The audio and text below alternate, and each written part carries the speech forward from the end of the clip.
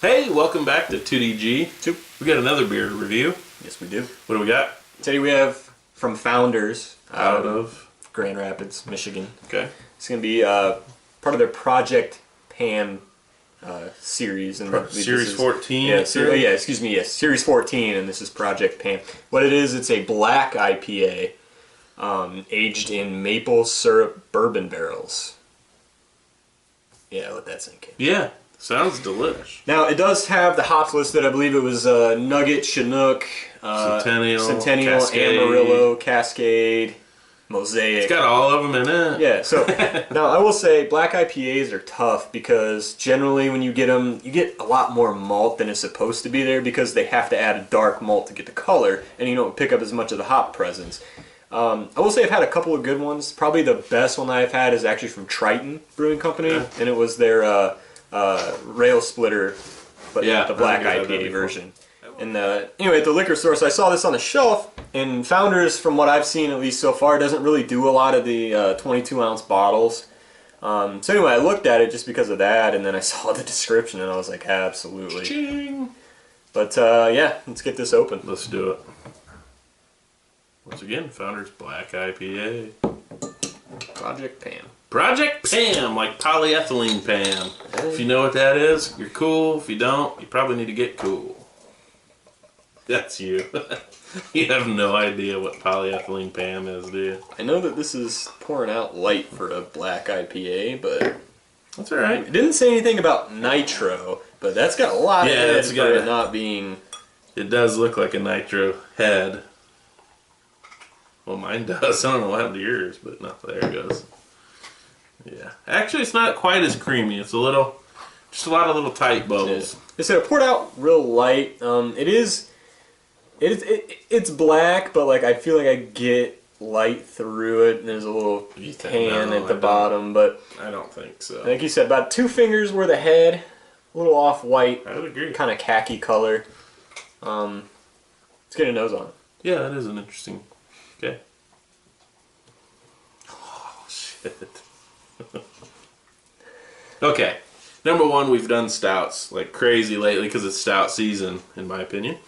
But this, you see it and you just, your brain's going stout, stout, stout, and you smell it and you're going, this is what got me into craft beer. I know, I've said that like 3 videos in a row almost, but... Alright, the complexity just on the nose here, okay? So when you smell it, immediately you get like a generic sweetness, but it rounds out so you can eventually pick it apart. What that is you get a lot of these sweet, toffee, caramel-y characteristics from the malt and the barrel, and also from the maple syrup. And maple, you actually do pick it out.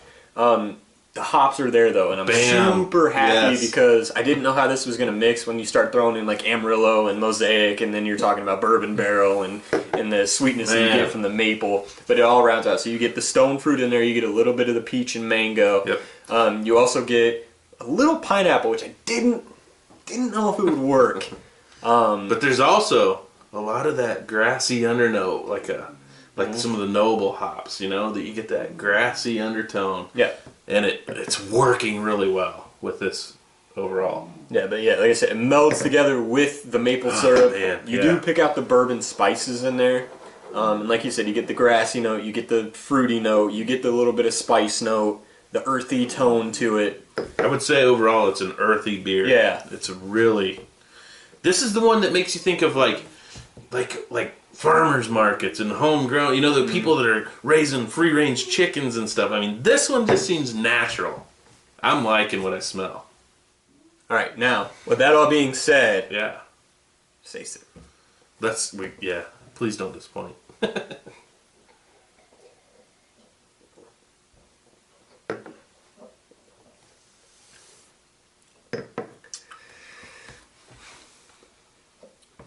Okay. It's weird, but in a good way. You get none of the fruit flavor from the hops. At least that you got on the nose. I'm disagreeing. There's a little bit of a bitey citrus there. For me, at the front, you get a little pop of the bitterness. Yep. You get the grassy notes of the hops all the way through. Absolutely. More towards the middle. And it's weird. You get the bourbony maple. Yep. And that really rides I guess I am picking it up at the front too. So it kind of rides all the way down as well. No alcohol burn. It is 10.8%. So you expect there maybe be a little bit of the heat, especially since it is in bourbon barrels. You also get a nice little char in there. But I'm getting like a weird sweetness that I can't necessarily put my finger on. It's almost like pancakes, like pancakes with maple syrup. I know, and it's weird because like again, you said you got a little bit of the fruit from there. I didn't really get much, but slight hint. It is slight, but it's there. I'm telling you, but whatever. It's my opinion, my palate.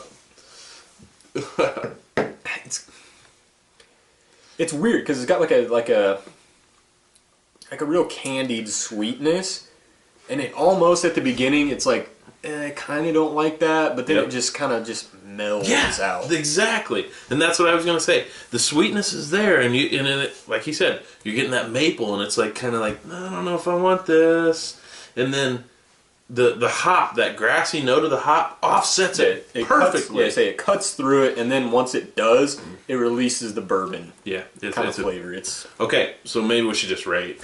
Yeah, it is under. I don't even know what the style. Yeah, and it's up for debate.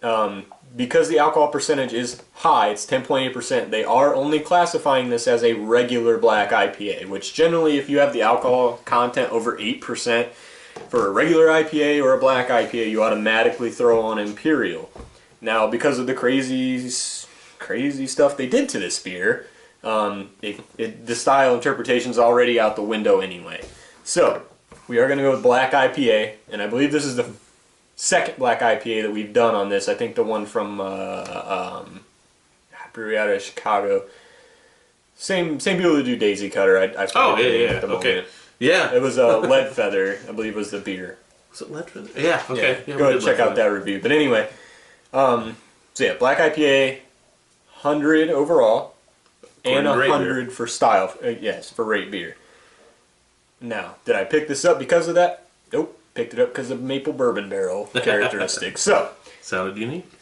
And if you don't know, if you've never had KBS, they do make a brother, sister, clone, whatever of it. They take that beer, and instead of just regular bourbon barrels, which they use for KBS, they actually will throw it in maple syrup bourbon barrels, and then they call it CBS, or Canadian Breakfast Stout. And if you watch Brew Dogs, they did an episode with founders, and it kind of went through that process, so go check that out too.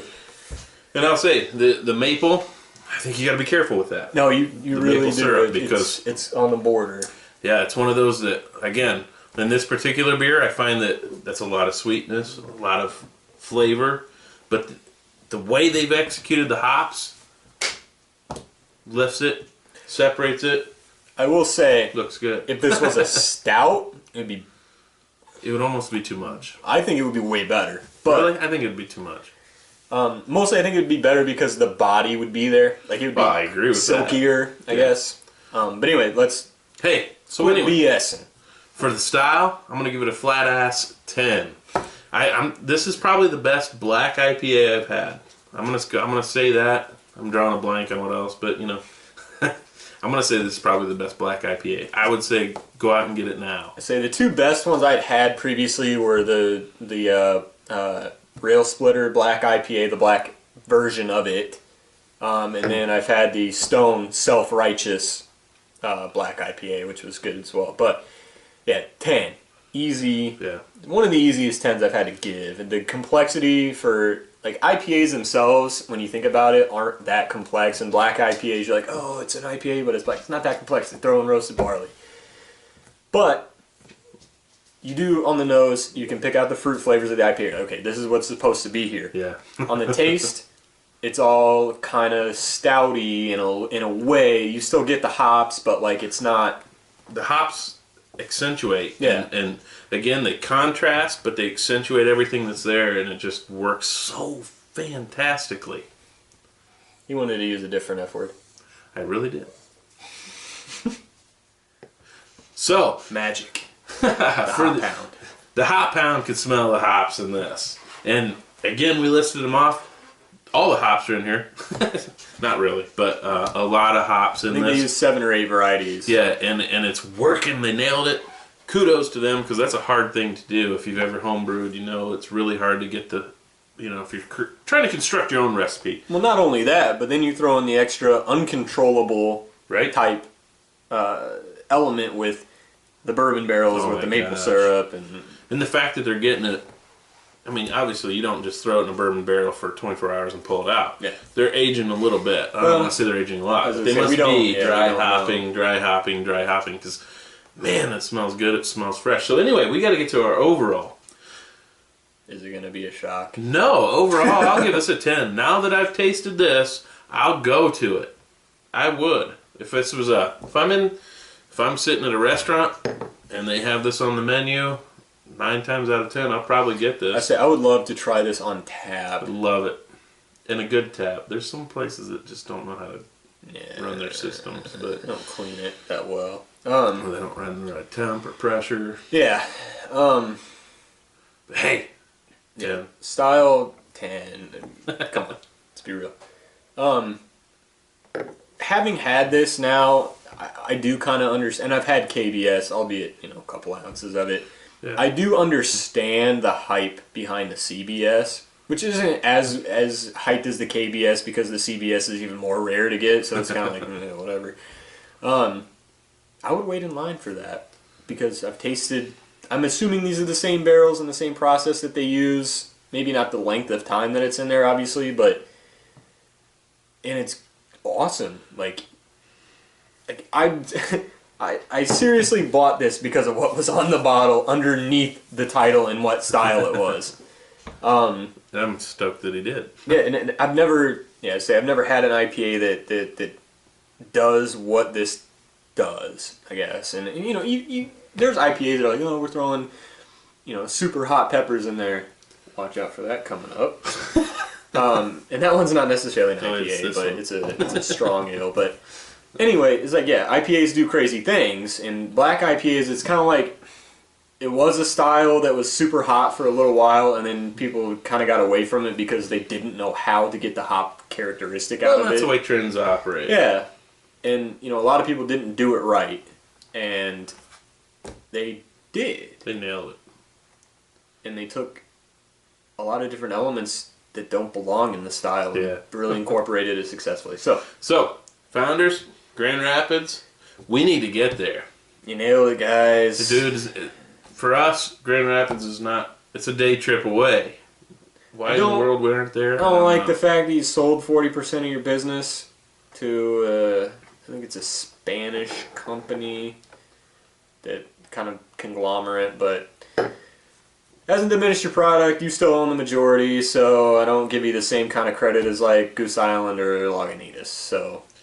Or, who's it? Ballast Point. Ballast Point. What a shame. Anyway. Fantastic beer. 10s all the way around. Check it out. Get it if you can. We also haven't had a 10 beer solid across the board in a little while. It has been a little while, but we have been getting some very high ratings. So, hey, that's what we do here.